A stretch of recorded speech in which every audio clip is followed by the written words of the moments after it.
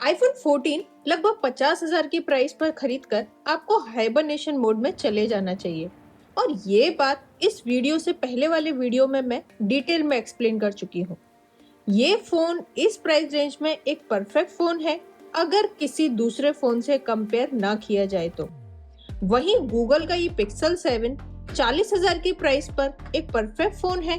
एक दो negative points को अगर इग्नोर कर दे तो किसी भी फोन को यूज करते समय सबसे पहले जो चीज नोटिस में आती है वो होती है उसकी डिजाइन और उसका कंफर्ट। यहाँ दोनों ही फोन की डिजाइन एकदम डिफरेंट है। जहाँ पीछे कैमरा लेआउट तो एकदम अलग ही है और इनके फ्रेम भी एकदम अलग। आईफोन 14 एकदम फ्लैट फ्रेम के साथ है तो इस फोन को होल्ड करना थोड़ा अनकंफर्टेबल सा लगता है। वहीं पिक्सल 7 का फ्रेम थोड़ा राउंडेड है और साथ ही इसका बैक ग्लास भी थोड़ा राउंडेड है, तो पिक्सल 7 को होल्ड करना बहुत कंफर्टेबल है। आईफोन 14 6.1 इंच डिस्प्ले के साथ तो ये थोड़ा लाइट वेट भी है। वहीं पिक्सल 7 6.3 इंच डिस्प्ले के साथ थोड़ा हैवी है और ये सॉलिड भी फील होता है।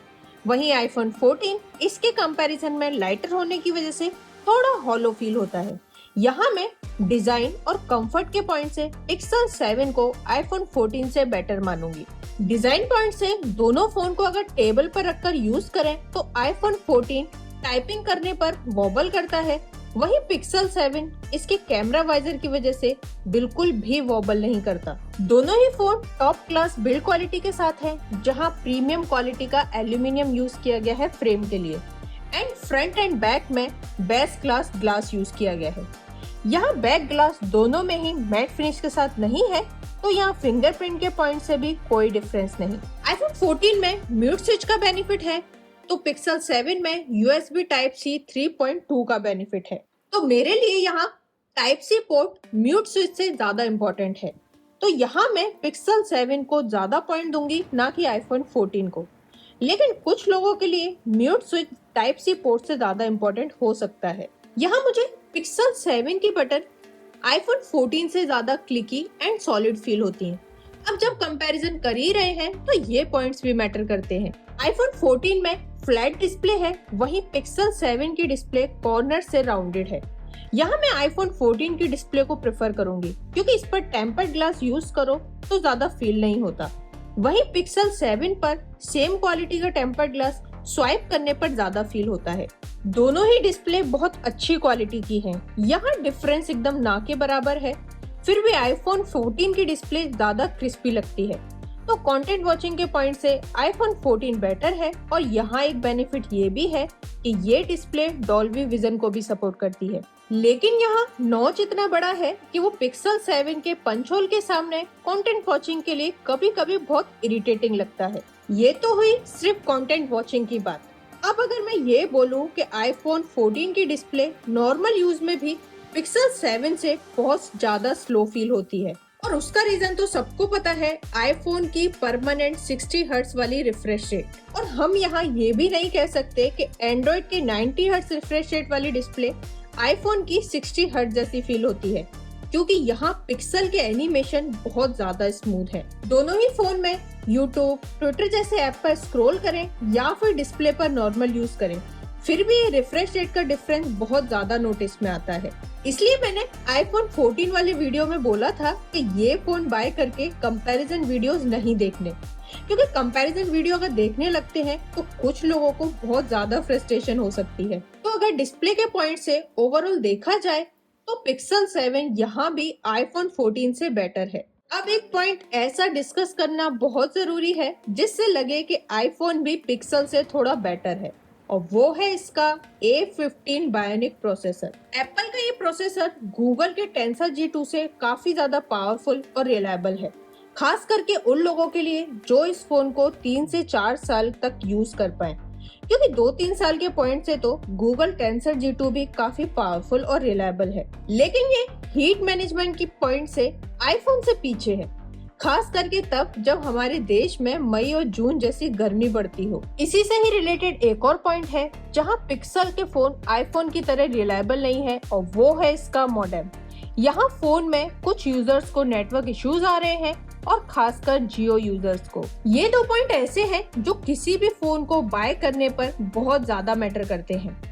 लेकिन मैं यहाँ ये भी पॉइंट क्लियर करना चाहूंगी कि मैंने अपने पिक्सल के वीडियोस पर ऐसे भी बहुत सारे कमेंट्स पढ़े हैं जहाँ बहुत सारे यूजर्स ने कमेंट किया है कि उन्हें पिक्सल के फोन में ऐसा कोई भी इशू देखने को नहीं मिल रहा, और मैं भी ऐसे ही यूजर्स का हिस्सा हूँ। मेरा प्राइमरी फोन इस समय पिक्सल 7 ही है, तो इसमें मुझे ना तो हीटिंग का इशू होता और ना ही नेटवर्क का। दोनों ही फोन नॉर्मल मोड में बहुत अच्छे फोटोज क्लिक करते हैं, चाहे वो इंडोर में हो या फिर आउटडोर में।